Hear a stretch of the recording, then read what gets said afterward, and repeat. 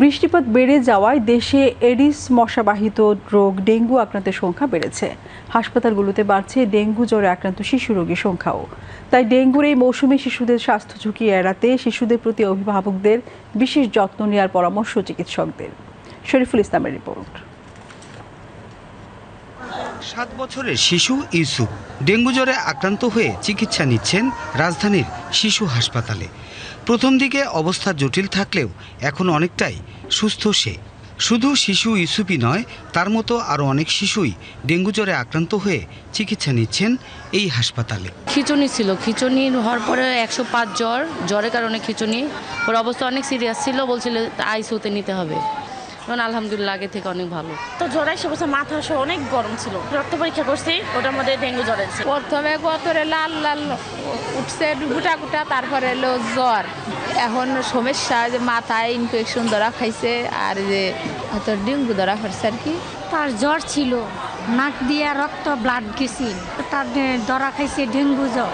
চিকিৎসকরা বলছেন এবছর ডেঙ্গু জ্বরে শিশুদের আক্রান্ত হওয়ার ঝুঁকি বেশি, তাই ডেঙ্গু সেলে বাড়ছে শিশু রোগীর সংখ্যা। তো এখন রেইনি সিজন, বৃষ্টি হচ্ছে, বৃষ্টিতে পানি পরিষ্কার পাত্র অনেকে জমায় রাখে এবং ফুলের টবগুলোতেও পানি জমে থাকে, যার কারণে ওখান থেকে ডেঙ্গু মশা তৈরি হয় এবং তৈরি হওয়ার কারণে বাচ্চারা এই দিনের বেলায় অনেকেই মশারি ইউজ না করার কারণে এই দিনের বেলাতে বাচ্চারা অনেকে ঘুমায়, যার কারণে বাচ্চাদের মশারি না ইউজ করার কারণে ডেঙ্গু হচ্ছে। দিনের বেলা মশারি ব্যবহারের পাশাপাশি এডিস মশার কামড় থেকে বাঁচতে ও ডেঙ্গু প্রতিরোধে এ সময়টাতে অভিভাবকদের শিশুদের প্রতি বিশেষ যত্ন নেওয়ার পরামর্শ চিকিৎসকদের। এডিস মশাটা দিনের বেলা বেশি সময় দেখা যায় যে কামড় দেয়, সেক্ষেত্রে মারা যদি বাচ্চাদেরকে ফুল হাতা, ফুল প্যান্ট, জামা কাপড় পরিয়ে, মোজা পরিয়ে এরকম একটা ফুল প্রিকশন নিয়ে যদি খেলতে পাঠান, অথবা আমরা জানি যে মশা প্রতিরোধক কিছু ক্রিম আছে, আমরা জানি রিপেলেন্স বলে, এগুলো যদি গায়ে দিয়ে তাদেরকে খেলতে পাঠান যেসব জায়গাগুলোতে মশার প্রকোপ বেশি, বাহিরে মাঠে ঘাটে, তাহলে কিন্তু মশা কামড় দেওয়ার সুযোগটা একটু কমে যায়। শুধু তাই না, আমি আরেকটা কথা বারবার করে সবাইকে এই মেসেজটা দিতে চাই, সেটা হচ্ছে ডেঙ্গু কিন্তু আপনি যদি খুব তাড়াতাড়ি খুব তাড়াতাড়ি যদি ডিটেক্ট করা যায় ডেঙ্গুটা, তাহলে কিন্তু এটার ক্ষতিকারক দিকগুলো অনেকটাই কন্ট্রোল করা যায়।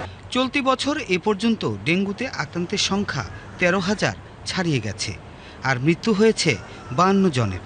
তাই ডেঙ্গু সংক্রমণ কমাতে ও মশার কামড় থেকে বাঁচতে মশক নিধন কার্যক্রম জোরদার করার পাশাপাশি সচেতনতাকেই অধিক গুরুত্ব দিচ্ছেন চিকিৎসকরা। Shariful Islam, BTV news, Dhaka.